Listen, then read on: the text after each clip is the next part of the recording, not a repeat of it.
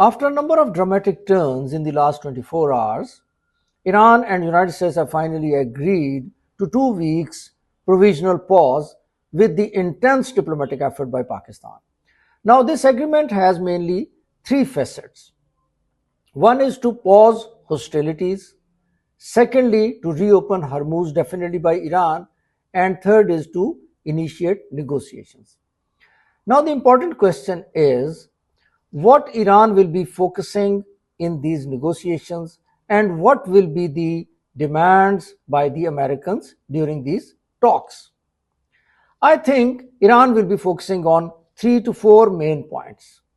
One, Iran will be demanding the lifting of all these secondary and primary sanctions. Secondly, Iran will be demanding to release the frozen assets. Thirdly, Iran will be asking the US forces to withdraw from the region. And fourthly, Iran may be demanding America to accept her right of enriching uranium for the civilian purposes.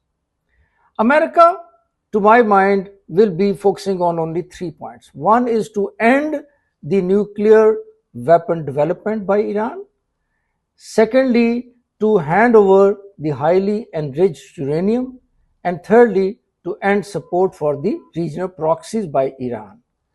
Let's hope for the best because the world peace will depend on the results of these negotiations.